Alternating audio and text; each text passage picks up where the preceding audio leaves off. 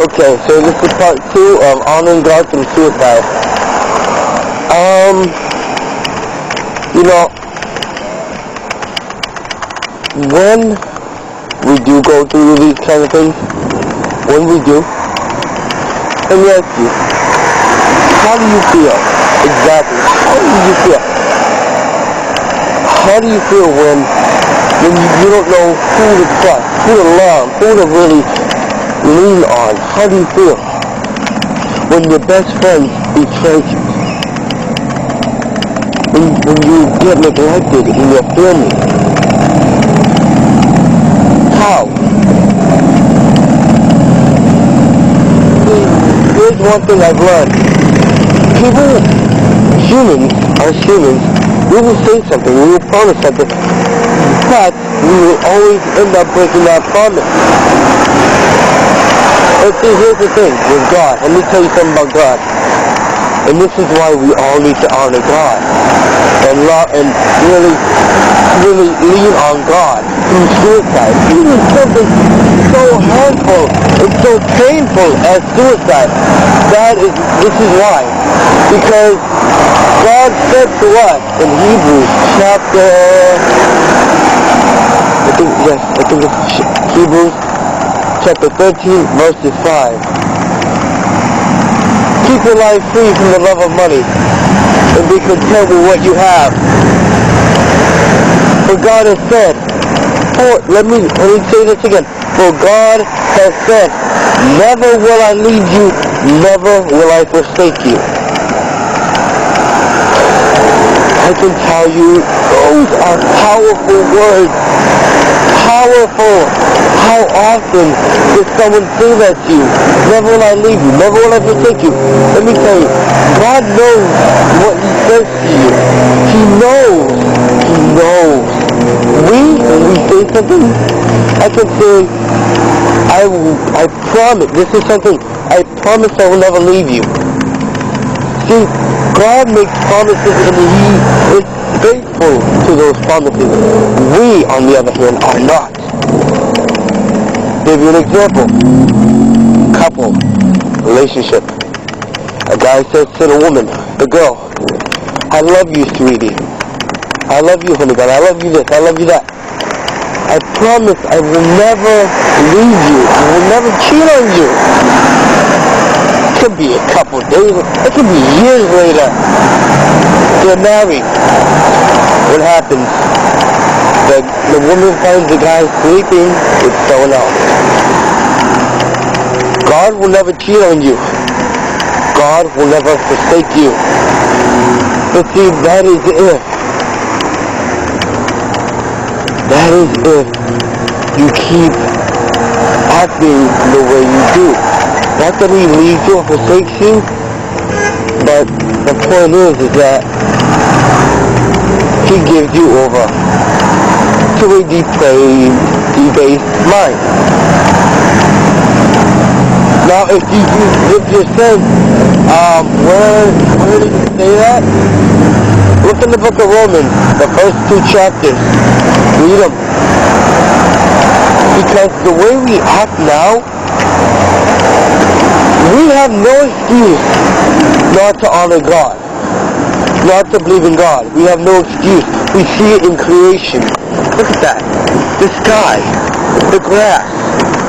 Look at that. Look at the beautiful sky. Who created that? Do you think a Big Bang created the entire universe like that? Yeah. Look at the perfection. Look at that. You cannot tell me that there was not a creator behind it. So why? Why honor God? Why bother honoring God? Why? Because He is the one who truly is faithful. He is not a God who just tells you what to do, to tell you to give an offering and then just leaves you. No, He is much more of a God than that. He says, never will I leave you, never will I forsake you. What does this mean to you? Why? Why would He say that to us? Because He loves us. He loves us unconditionally. unconditionally. He sent his only son to save us, and we do not care. Why? The part of this ministry, once again, is to show you that this is how I thought. This is the way that I acted. This is the way I felt. I felt as though God was not worth following. All the promises, I didn't believe him. But let me tell you, guess what? Through it all, God remained faithful to me. He showed me the love. He sent others to come and get me. What kind of a God does that for you? Can you honestly tell me? What kind of a God sends others to proclaim his word to you? That through his word, you may overcome suicide. That you may be able to resist the teachings, the worldly teachings that tell you that you're worthless and that you're nothing. You're worth everything. Suicide. Honor God. Let me tell you. When you go to church, when you worship, when you feel alive, when you give your life to Christ, that moment of joy, you get that satisfaction. You don't get it. You don't get it by buying a PlayStation 3. You don't get it by taking pills or doing drugs. No. You get the satisfaction. And not by pleasures like sex. No. The real pleasure. The real, like, love. The real... When you go to sleep at night, you know that with everything in you, Christ is right there beside you. And if you don't realize that, you're going to go to sleep every night unsatisfied. Maybe you even cry. Maybe you sit down at night and you just think, why? Why can't I be loved? Why can't I have a sense of peace, a sense of hope in my life? Why? Why?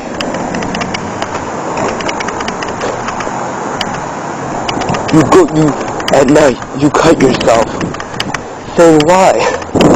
Why me? Why do I have to suffer? And then you want to end it all. End it all so that you don't have to suffer no more. That you don't have to be persecuted no more. That you don't have to be mocked anymore by this world. But guess what? You're worth everything in the eyes of Christ. Everything. And too many lives have been lost. Too many lives have been lost. You need not to do anything. And it hurts. Seriously hurts, because we are called to minister, to lift up people, but yet we throw people down. And I am the biggest one of all. I do it constantly. Who knows how many lives I've hurt? Who knows how many relationships I've broken? Who knows? But I end this with this. It is through Jesus Christ. It is through the love and the promises and the faithfulness of our God that saves us truly. Not the world. Not our pastor. Our pastors do play a part because they preach the word. Not our parents. They cannot save us from eternal hell. But Jesus Christ can. Blessings. And really, I hope this really has given you a little insight. Because believe me, it's given me an insight.